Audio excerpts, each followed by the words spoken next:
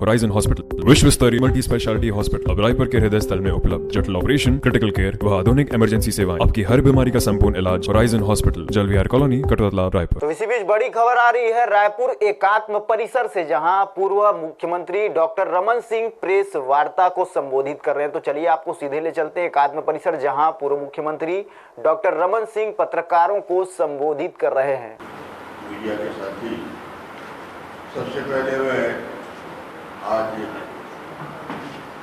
स्वर्गीय अजीत जोगी को श्रद्धापूर्वक याद करते हुए उन्हें अपनी विनम्र श्रद्धांजलि अर्पित करता हूँ। मित्रों, आज हम एकत्रित हैं सरकार के, मोदी जी के कार्यकाल के ये 1 वर्ष पूरा होने जा रहा है। आज से 1 साल पहले भारतीय लोकतंत्र के इतिहास में एक नया अध्याय लिखा गया। दशकों बाद पूर्ण बहुमत से किसी सरकार को लगातार दूसरी बार इतनी बड़ी सफलता हासिल हुई और ये निश्चित रूप से जनता का आशीर्वाद रहा। पहले कार्यकाल में 2014 देश की जनता ने एक बड़े परिवर्तन के लिए वोट किया था। देश की नीति रीति में बदलाव के लिए वोट दिया था। जड़ता और भ्रष्टाचार को समाप्त करने के लिए वोट दिया था और अंत्योदय की भावना को लेकर 14 में व्यापक जनाधार मिला, जिससे न केवल भारत की आन बान शान में वृद्धि हुई, बल्कि जो माइलस्टोन तय हुए, गरीबों के बैंक में खाते करोड़ों खुले, मुफ्त गैस कनेक्शन, मुफ्त बिजली कनेक्शन, शौचालय बनाकर स्वाभिमान से जीने का हक, घर बनाकर गरीबों की गरिमा बढ़ाई, उनका सम्मान बढ़ाया। इसके साथ ही साथ जो बड़े काम हुए, surgical strike, air strike, 1 rank 1 pension, GST और MSP की पुरानी मांगों को पूरा हुआ। मगर ये 5 साल का कार्यकाल निश्चित रूप से ऐतिहासिक था। 2019 में इन्हीं कामों को लेकर जनता ने अभूतपूर्व उत्साह दिखाया और देश के इतिहास में भारतीय जनता पार्टी ने ऐतिहासिक बढ़त ली और ये जनता का आशीर्वाद, देश की जनता की आशा और आकांक्षाओं को पूर्ण करने के लिए ये आशीर्वाद देश की जनता ने दिया और उस आशीर्वाद के चलते आज मैं कह सकता हूँ कि ये 1 साल निश्चित रूप से 365 दिन बीते हैं और 365 दिन में न केवल दशकों पुरानी, मैं उसको वापस रिपीट करता हूँ, दशकों पुरानी नहीं, सदियों से जनमानस के मन को झंझोड़ने वाले ऐसे बड़े निर्णय हुए जो अपने आप में इतिहास में एक माइलस्टोन बन के आने वाले 50-100 साल याद किए जाएंगे।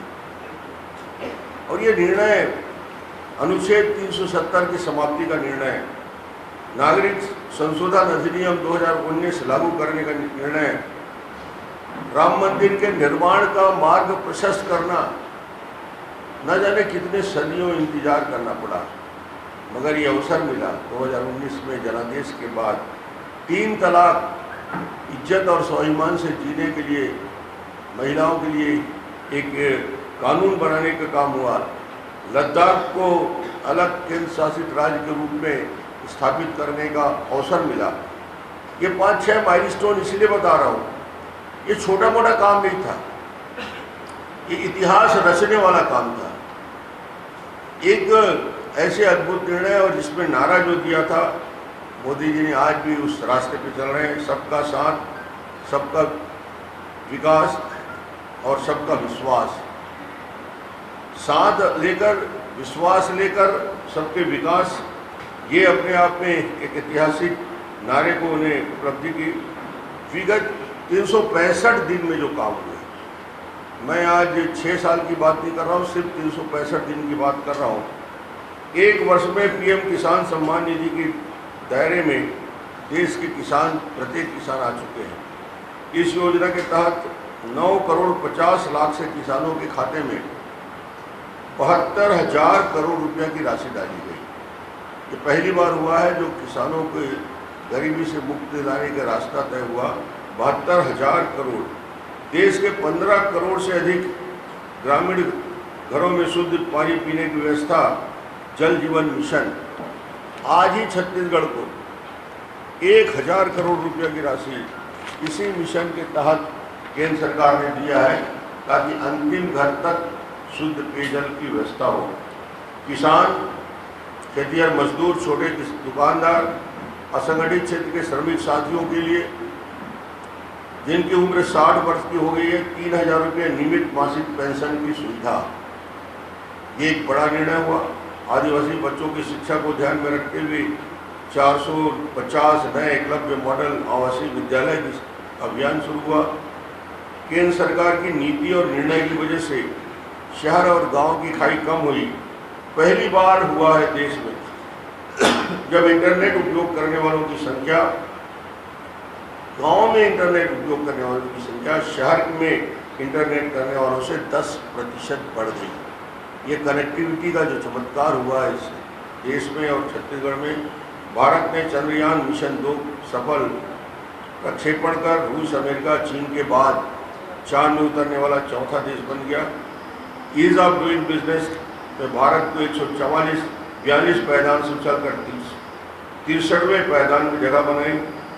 सार्वजनिक क्षेत्र के 10 बैंकों का विलय कर 4 बड़े बैंक बनाए गए।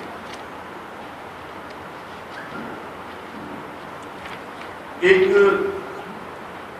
मोदी जी का और इस केंद्र सरकार के बड़ा लक्ष्य लिए गए, स्वदेशी और स्वाभिमान और स्वावलंबन। ये बड़ा मुद्दा इस देश में ज़्यादा से ज़्यादा स्वदेशी कैसे अपनाएं, और स्वदेशी अपनाने से स्वावलंबन और स्वाभिमान की बात मोदी जी ने कही और इस बात को जोर भी दिया।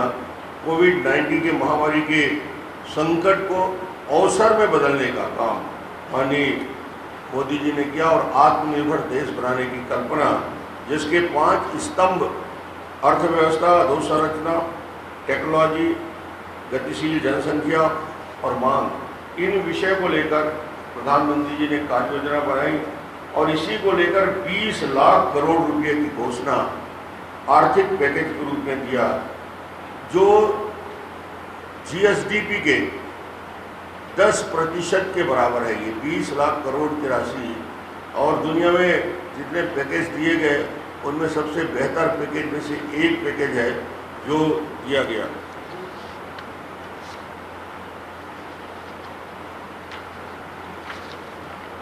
केंद्र के जो गरीब कल्याण योजना के तहत ये 365 दिन के ही योजनाएं बता रहा हूँ। 1,70,000 करोड़ का पैकेज, जिसमें गरीब परिवारों को 46,000 करोड़ 5 किलो चावल, गेहूं और 1 किलो दाल दिया गया। जनधन खाते में 20 करोड़ 5 लाख परिवारों के 3 माह के लिए 500 रुपये का डीबीटी के खाते में डाला गया। 31,000 करोड़ की राशि बुजुर्ग, दिव्यांग, विधवा महिलाओं को एक मुश्त 1,000 रुपया 3 महीने तक 3,000 करोड़ की राशि।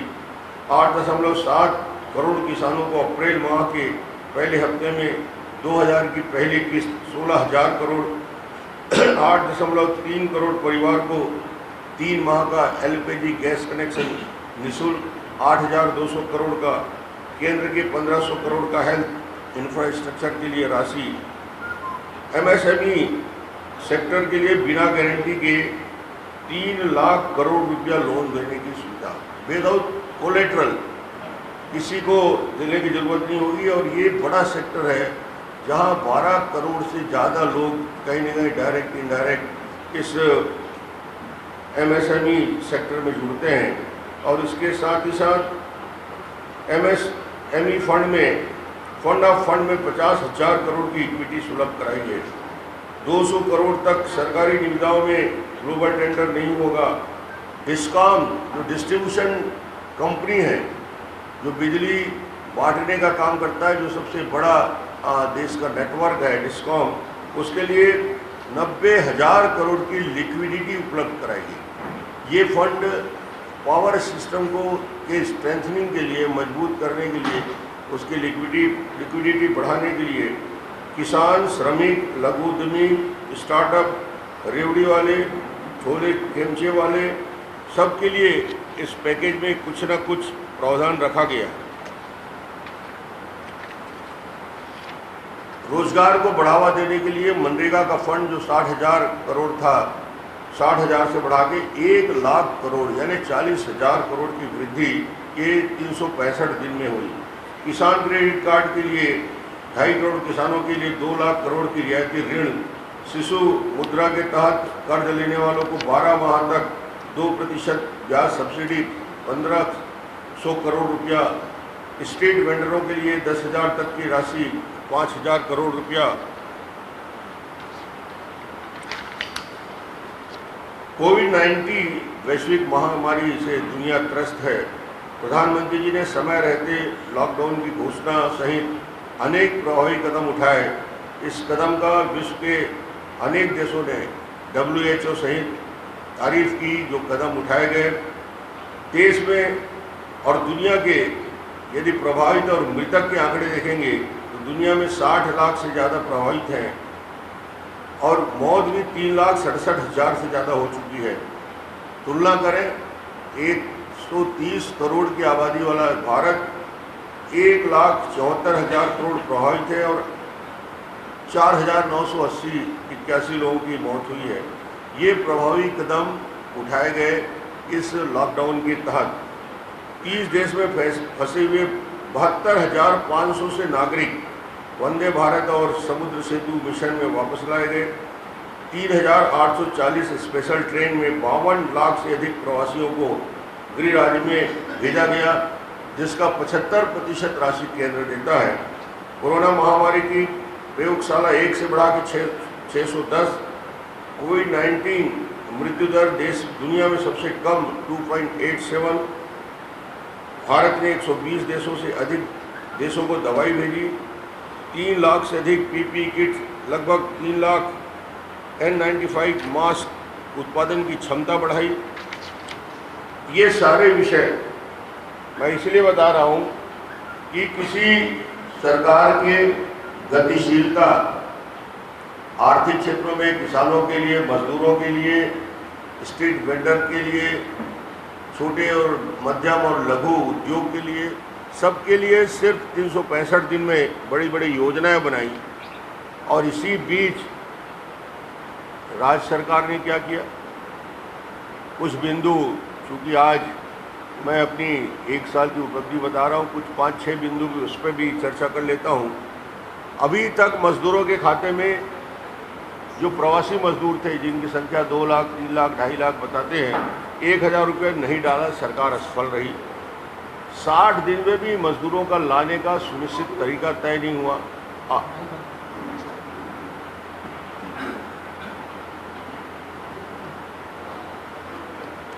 60 दिन में भी मजदूरों के लाने का तरीका अभी तक तय नहीं हुआ। आधे से ज़्यादा लोग पैदल आ गए।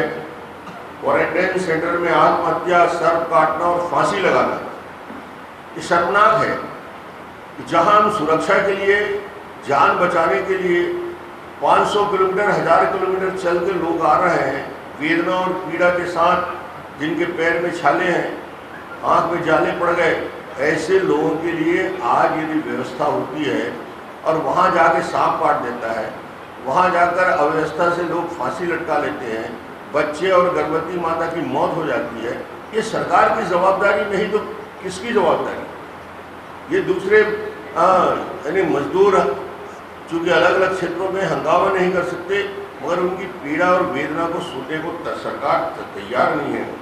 ये इसके लिए जवाबदार ये सरकार है।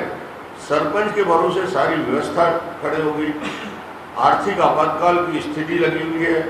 राज्य सरकार ने कर्मचारियों के वार्षिक इंक्रीमेंट 1 जुलाई 2020 और 1 जनवरी 2021 2 इंक्रीमेंट रोक दिया, कटौती कर दी। नई भर्तियों पर पूर्ण रोक हो गया, बेरोजगारी को बढ़ावा मिलेगा। केंद्र सरकार को असफलता के लिए कोसने वाले अपनी वित्तीय स्थिति की बात नहीं कर रहे हैं। और अब तो ये भी